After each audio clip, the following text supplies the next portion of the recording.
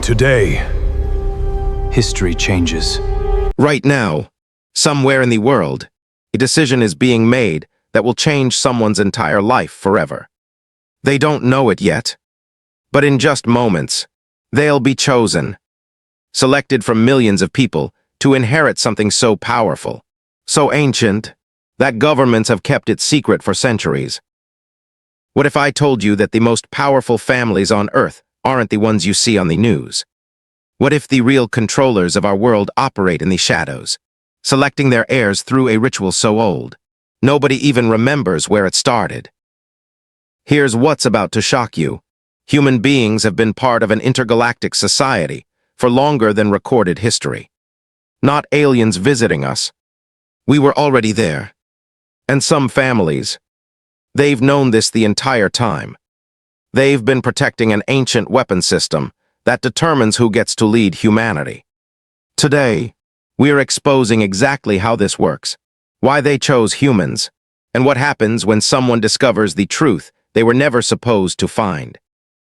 Let me show you exactly how this happened and why it matters to you right now. Marcus had always felt different, not in a good way, more like wearing a jacket that didn't fit quite right. He was 17 years old, standing in a military academy that didn't officially exist. The Interstellar Coalition Academy. Most people on Earth had no idea it was real. But Marcus knew. He lived there. The academy sat hidden behind layers of technology and carefully placed lies. From the outside, it looked like a regular government training facility. From the inside, it was something completely different. Aliens walked these halls, not the way you see them in movies. These beings were real, intelligent, and absolutely stunning to look at. Some had feathers instead of hair. Others had skin that shimmered like nothing on Earth. They all wore the same dark blue uniforms, with a symbol on their chest that meant only one thing. They belonged to something bigger than any nation. Marcus belonged here too, but he didn't know why yet. The day everything changed started like any other day. He woke up, ate breakfast in the cafeteria where humans and aliens sat side by side like it was completely normal, and headed to his combat class. That's when Commander Zira found him in the hallway. She was beautiful in that strange alien way. Her features were sharp and elegant, but her eyes held something ancient, something that had seen 1,000 years pass by. "Marcus," she said, her voice smooth like water. "Come with me." He didn't ask questions. Nobody asked Commander Zira questions. She led him down a corridor he'd never seen before. The walls here were different. They glowed with symbols that shifted and changed. Some symbols looked like languages from Earth. Others looked like nothing he'd ever seen. The deeper they went, the colder it got. Finally, they stopped in front of a huge circular chamber. Inside, the room was enormous. The ceiling stretched up so high, Marcus couldn't see where it ended.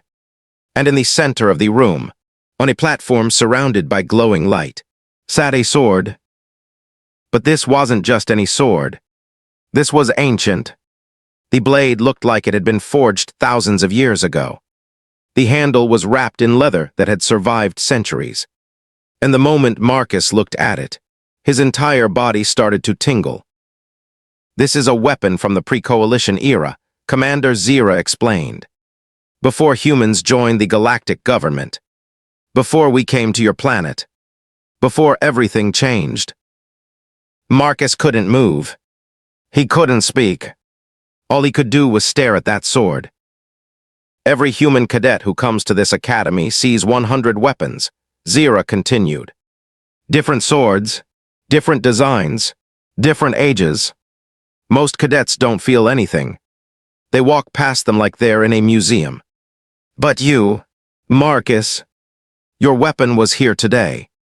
That's only happened 47 times in the last 300 years. Marcus finally found his voice. "What does that mean?" Zira turned to look at him. Her expression was serious now, almost sad. "It means your family line is older than you think. It means your ancestors weren't just regular humans. They were chosen, selected by the most powerful families in the galaxy to be guardians of something so important, so dangerous, that only certain bloodlines are trusted with the responsibility. My family, Marcus stepped closer to the sword without thinking. You mean my parents? Do they know about this? Your parents were selected too, Zira said. Just like their parents before them. This goes back further than you can imagine. Further than written history. The families that truly run this world. The ones making decisions about wars and governments and economies. They're not the politicians you see on television. They're us. The people who have been connected to weapons like this one. Marcus felt like the ground was disappearing beneath his feet. Everything he thought he knew about his life was wrong. His normal family. His normal school before this. His normal life. None of it was normal. None of it was real. Why are you telling me this now? He asked. Zira's eyes locked with his. Because your weapon has chosen you. And that means your real training is about to begin. The world is about to become a lot more complicated. Marcus. And you're going to discover that nothing you've been taught about human history is actually true. Behind them, a group of alien commanders started to gather in the chamber. Different species, different shapes and sizes, all wearing the same expression. They were waiting for something, waiting for him to understand what was coming. Marcus looked back at the ancient sword. It glowed brighter now, like it was alive, like it was waiting for him to reach out and grab it. He took a step forward, and everything he was about to learn would change the course of his entire existence. The moment Marcus's fingers touched the sword, everything went white. Not the kind of white you see with your eyes. This was a white that filled his entire mind. Images flashed past him like someone was running through 1,000 years of history in seconds. He saw Earth, but not the Earth he knew. He saw pyramids being built by people who understood technology far beyond what modern humans possessed. He saw ancient civilizations that had knowledge about the stars, about space travel, about things that scientists didn't discover until centuries later. He saw gatherings of humans and aliens, working together in secret. Then the images stopped. He was back in the chamber, gasping for breath, his hand still on the sword. Welcome to the truth, Commander Zira said softly. Your family didn't just inherit a sword. Marcus, you inherited memories. This weapon carries the genetic imprint of everyone who's ever wielded it. Every decision they made. Every battle they fought. Every moment they protected humanity from threats you don't even know exist. The other commanders stepped closer. Marcus recognized some of them now. Commander Kex, a being with skin like polished stone. Ambassador Sola, whose eyes shifted between different colors. General Vex, whose features were almost impossible to describe because they seemed to change depending on which angle you looked at him. Your lineage is remarkable, General Vex said, his voice like gravel beneath concrete. The family you come from has been protecting the boundaries of human civilization for over 3,000 years. Before that, we don't have records. The knowledge goes too far back. Marcus's mind was spinning. 3,000 years. That's impossible. People don't live that long. Most people don't, Sola corrected. But certain families have access to technologies that extend life far beyond normal human limits. They've used this gift to ensure continuity, to ensure that critical knowledge doesn't get lost when one generation passes to the next. Kex moved closer. Your family has been on the Coalition Council for the last 500 years. They've voted on decisions that affected billions of lives across multiple galaxies. When the Andrax Empire threatened to invade the outer territories, your ancestors voted to send the fleet that stopped them. When the quantum plague was destroying entire star systems, your family's scientists helped develop the cure. But nobody knows this, Marcus said. Nobody on Earth knows any of this. Exactly, Commander Zira said. And that's the biggest secret of all. Humanity doesn't know what it actually is. You're not just a species living on one planet. You're part of something vast. Something ancient. Something that's been hiding in plain sight for thousands of years, because you're not ready to know the truth. She walked over to a control panel and touched it. The walls of the chamber suddenly filled with holographic displays. Thousands of faces appeared. Millions of them. All humans. All connected by lines of light that showed family trees stretching back through history. These are the families that know, Zira explained.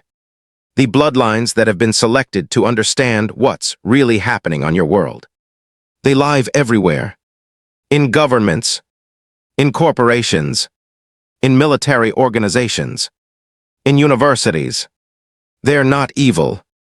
They're not trying to hurt anyone. They're just trying to keep the peace. Trying to ensure that humanity doesn't discover the truth before it's ready. But why, Marcus asked. Why not just tell everyone? Why keep it secret?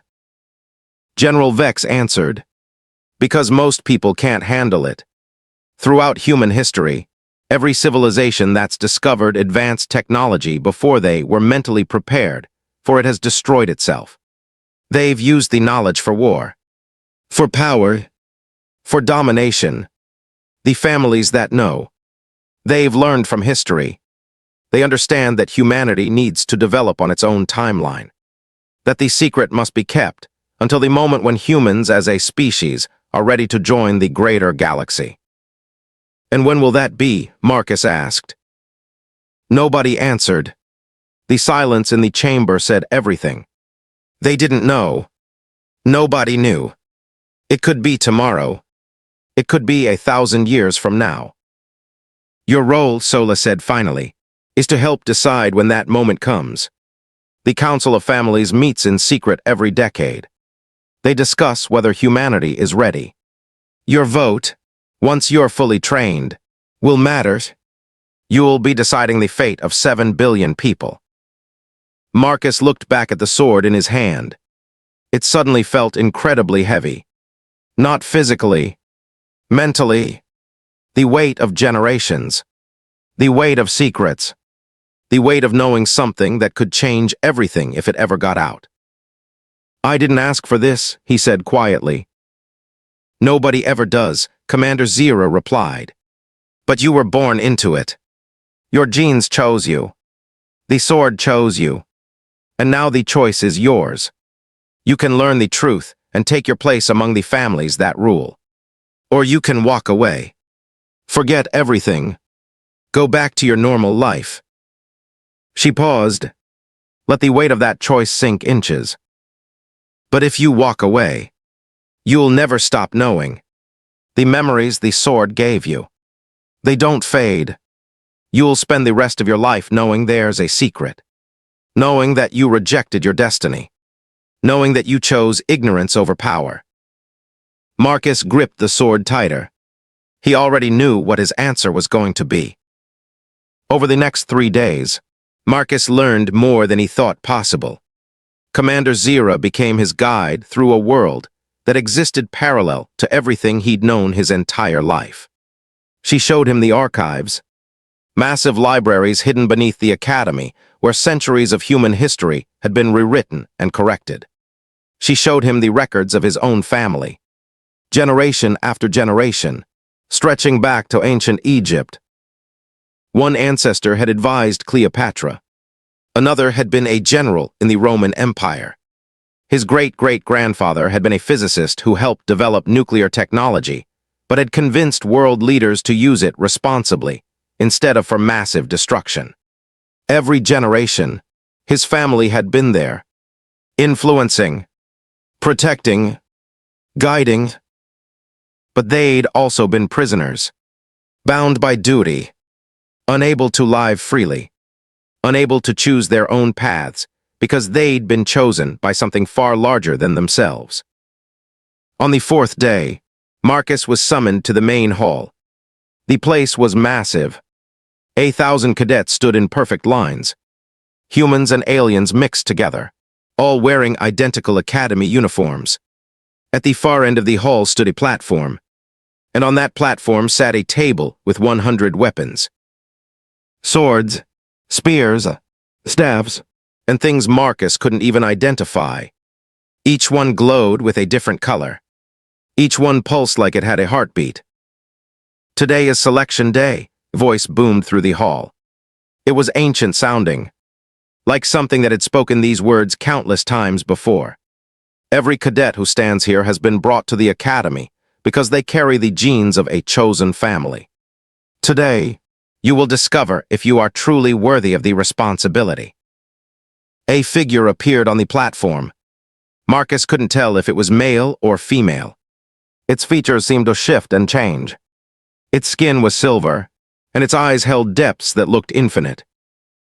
"The selection ritual has occurred every 50 years for the last 3,000 years, the figure continued. "The weapons you see before you have been passed down through generations. Each one carries the memory and power of its lineage. Today, the weapons will choose again." One by one, cadets were called forward.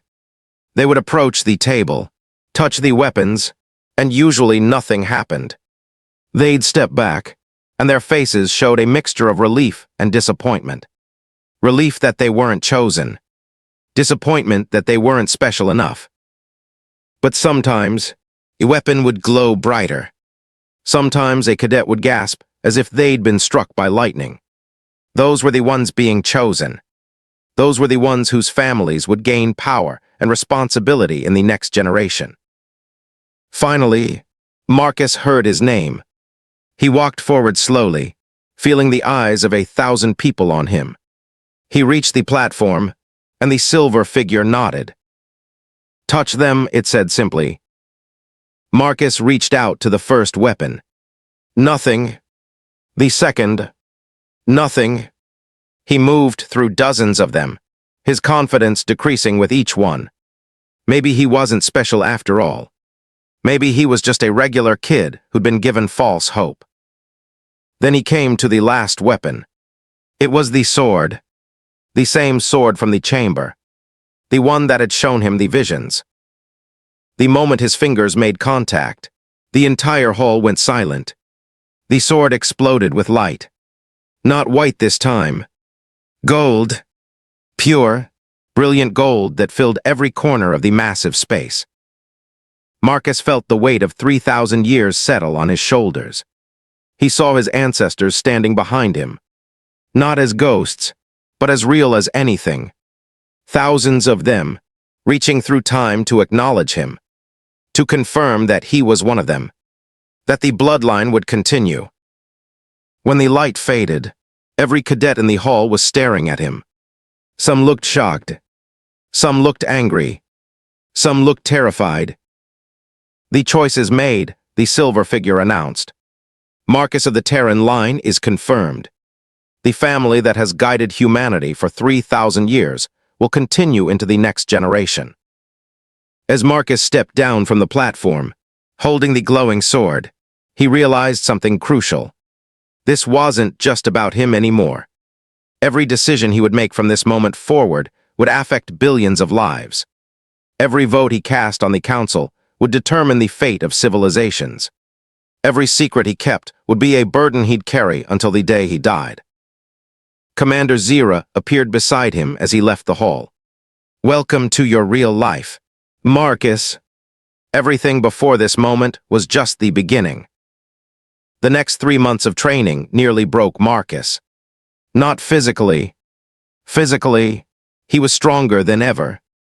But mentally, emotionally, he was being torn apart by the weight of what he now understood.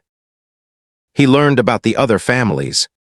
Not just his own bloodline, but the 743 other families that controlled humanity's destiny. Some of them were noble. They genuinely wanted to help humans progress toward a future where they could join the galactic community as equals. Others, they wanted to keep humanity dependent, kept them separated, kept them from ever becoming powerful enough to challenge the family's authority. Commander Zira taught him about the Andrax, an alien species that had threatened to invade Earth multiple times over the centuries. Each time, it was the families that had stopped them. Each time, humans never knew how close they came to extinction. There were wars being fought in space right now, above Earth's atmosphere, where human pilots from secret programs were fighting alongside aliens to protect their planet. "You've been lied to your whole life," Zira told him one evening as they stood on the Academy's observation deck, looking down at Earth below. "Not by evil people, by people who thought they were protecting you. But those lies have a cost." "What cost?" Marcus asked. "Your freedom," she answered simply. "The families that rule have to maintain absolute secrecy. That means monitoring, surveillance, controlling information flow. It means removing people who get too close to the truth. It means sacrificing individuals for the greater good. Your ancestors have done terrible things, Marcus. Things I'm not proud to tell you about. All in the name of keeping the peace." Marcus felt something crack inside him. "So I'm supposed to just accept that? Accept that my family has been murderers?" "Your family has been survivors," Zira corrected. "There's a difference. But yes, there is a cost to power. And that cost is paid in blood, in suffering, in secrets that keep you awake at night." Over the following weeks, Marcus was given access to classified files. He learned about incidents that were covered up, conflicts that were silenced, scientists who got too close to discovering alien technology and had to be silenced, news reporters who were about to break stories about the Interstellar Coalition Academy and disappeared without a trace. His own grandfather had authorized 3 of those disappearances. Good people, people who were just trying to do their jobs, dead because they threatened the secret. But Marcus also learned why they did it. He watched simulations of what would happen if the truth came out tomorrow. Chaos, panic, governments collapsing, religious institutions shattering, economies crashing as people realized that everything they thought they knew about reality was a lie. Riots in every major city, wars breaking out between nations as they fought for position in the new galactic hierarchy. Humanity wasn't ready. Marcus understood that now. The families weren't evil for keeping the secret. They were necessary. They were the only thing standing between civilization and complete collapse.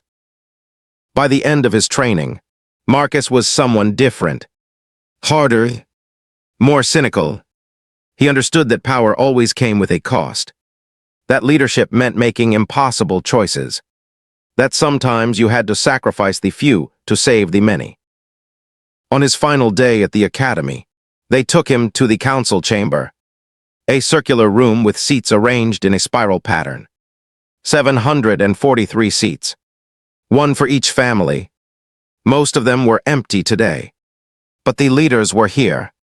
The council elders, beings who had lived for centuries, humans who had been given the gift of extended life, aliens of such advanced intelligence that they made modern humans look like children. "You are now part of the council," the presiding elder said. "Your first vote will come in 1 year. At that time, we will discuss a critical question. Is humanity ready to join the galactic community?" Marcus looked around the chamber. Hundreds of eyes on him. Some welcoming, some hostile, all of them waiting to see what he would do with his power. He realized then that his real life hadn't started yet. The academy, the training, the selection ritual, that was all just preparation. Now came the hard part. Now came the decisions that would determine the future of 7 billion people. 1 year passed. Marcus trained in secret, learning everything he needed to know about galactic politics, alien cultures, and humanity's place in the universe. He met with members of other families. He attended secret meetings on space stations that didn't officially exist. He participated in discussions about whether the time had come to reveal the truth to the world. Some families wanted to tell humanity now. They believed humans were ready, that the internet and global communication meant people could handle the truth better than ever before, that keeping the secret was becoming impossible in an age of constant surveillance and data sharing. Other families wanted to wait another century, maybe two. They worried that humans were still too violent, too divided, too focused on tribalism and nationalism. They believed that revealing the truth would only make things worse. Marcus listened to both sides, and he realized something that shocked him. The families weren't actually unified. They didn't always agree. They had different agendas, different goals, different visions for humanity's future. The night before the council vote, Zira appeared in his quarters. She looked different, older somehow, like the weight of centuries was finally crushing her. "I need to tell you something," she said. "Something that's not in the official records. Something that only the oldest members of my species know." Marcus listened as Zira revealed a secret that changed everything. Humanity hadn't joined the galactic community 3,000 years ago. It had been there from the beginning. Humans weren't native to Earth. They'd been brought there, seeded there by an ancient civilization that had spread across the galaxy millions of years ago. Humans were part of a grand experiment, guided by the families but also being studied, being monitored, being shaped toward some unknown purpose that even the council elders weren't entirely sure about anymore. "The families don't rule because they are superior," Zira explained. "They rule because they remember the original mandate. They remember what humans were supposed to become. And some of them have started to wonder if keeping that mandate secret is actually helping or hurting humanity's progress." "So what do I do?" Marcus asked. "How do I vote knowing this?"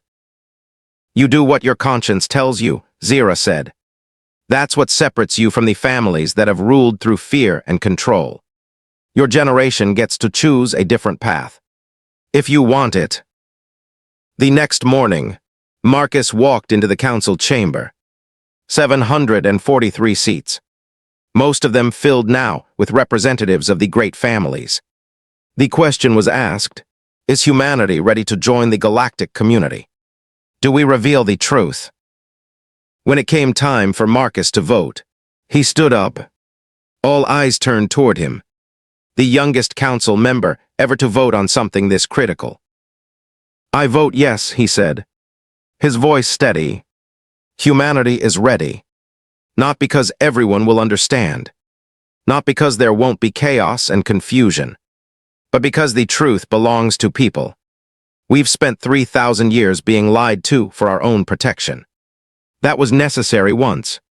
But the time for that protection has ended. It's time for humanity to grow up. It's time to join the family of galactic civilization as equals." The vote went through. 34 families voted yes. 309 voted no. The majority had spoken. The secret would be kept. Humanity would continue living in ignorance for at least another generation. But something had changed. A crack had appeared in the wall of secrecy. And Marcus knew that eventually, the wall would crumble.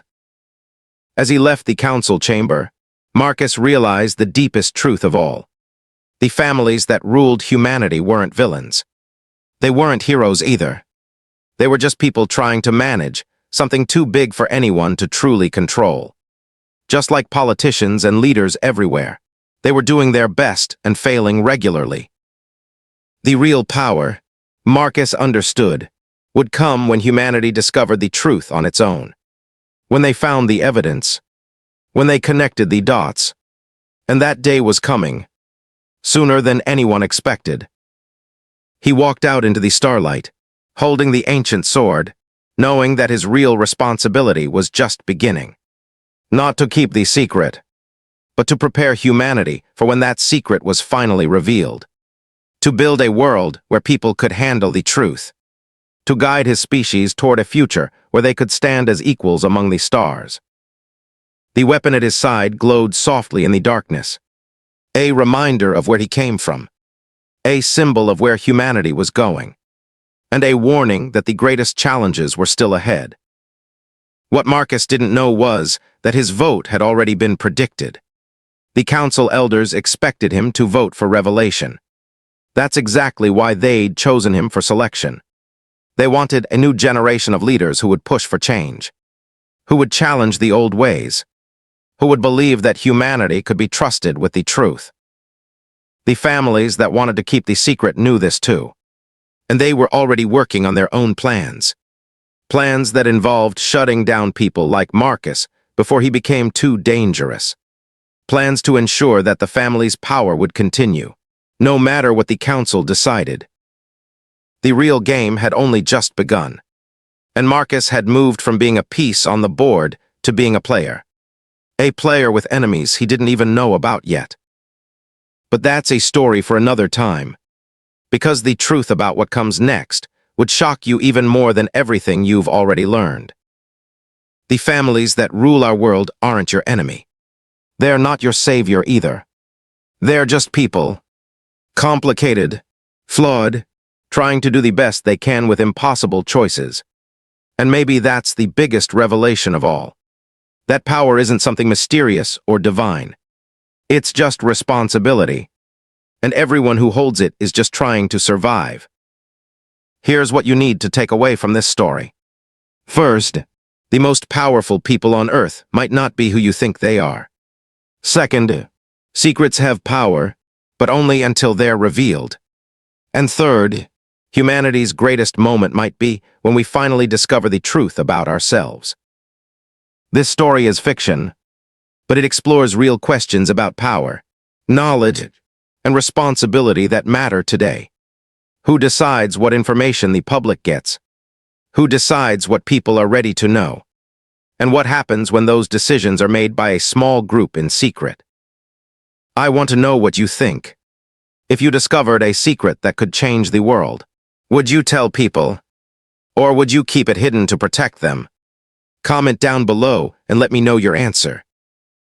If you want to explore more stories about humanity's place in the galaxy, subscribe to this channel.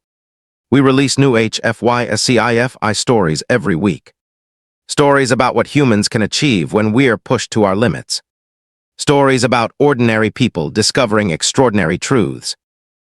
And if you want to dive deeper into these ideas, join our community newsletter. Every week, I share stories, discussion questions, and essays about science fiction, society, and what it means to be human. The link is in the description below. You could also check out our companion video coming next week, where we explore what happens when the truth finally gets out. What civilization looks like when humanity joins the galactic community as equals. Thanks for watching. Keep questioning, keep exploring, and remember, the greatest discoveries often come when we finally have the courage to ask the questions everyone else is afraid to ask.